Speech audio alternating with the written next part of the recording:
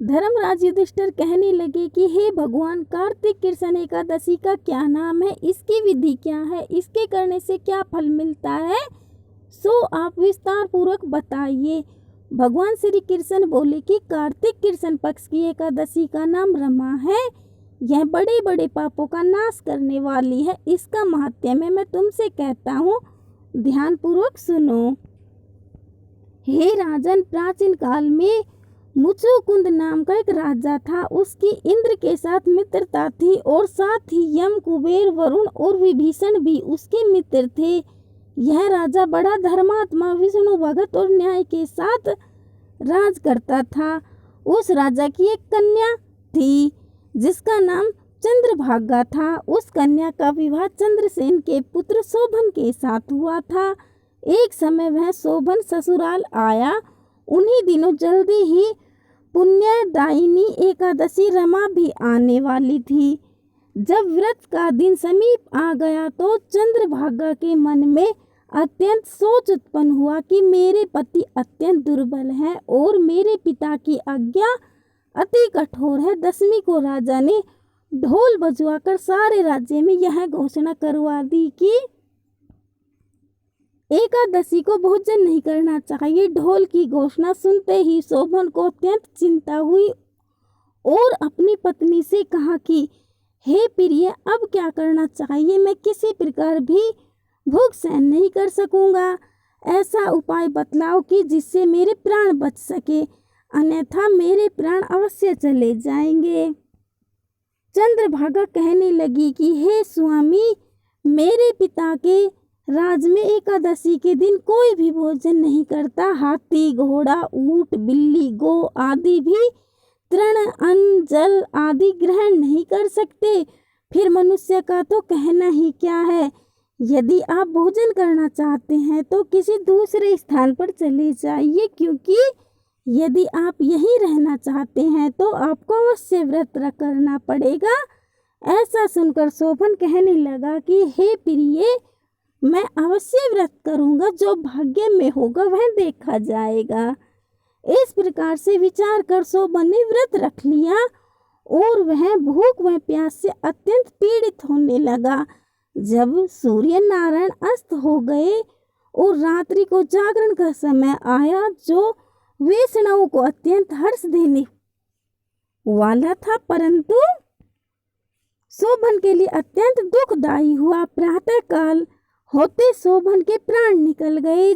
तब राजा ने सुगंधित काष्ठ से उसका दाह संस्कार करवाया, परंतु चंद्रभागा ने अपने पिता की आज्ञा से अपने शरीर को दग्ध नहीं किया और शोभन की अंत्येष्टि क्रिया के बाद अपने पिता के घर में ही रहने लगी। रमा एकादशी के प्रभाव से शोभन को मंदराचल पर्वत पर धन धान्य से युक्त तथा शत्रुओं से रहित एक सुंदर देवपुर प्राप्त हुआ।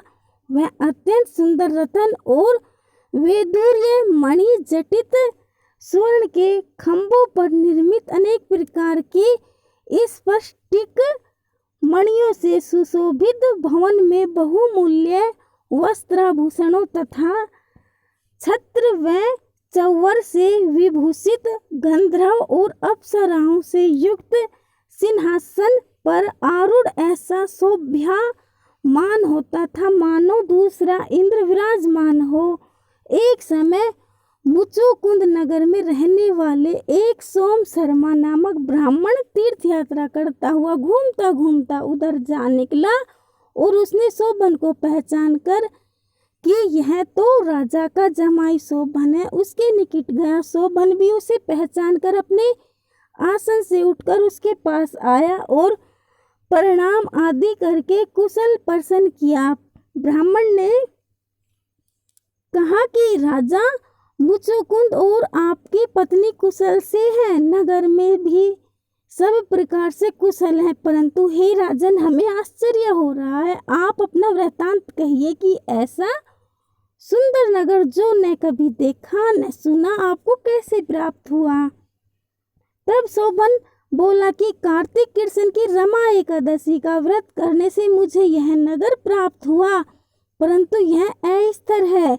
यह स्थिर हो जाए ऐसा उपाय कीजिए। ब्राह्मण कहने लगा कि हे राजन, यह स्थिर क्यों नहीं है और कैसे स्थिर हो सकता है, आप बतलाइए, फिर मैं अवश्य वह उपाय करूँगा। मेरी इस बात को आप मिथ्या न समझिए। शोभन ने कहा कि हे, मैंने इस व्रत को श्रद्धा रहित होकर किया है, अतः यह सब कुछ अस्थिर है। यदि आप मुचुकुंद की कन्या चंद्रभागा को यह सब वृतांत कहें तो यह स्थिर हो सकता है।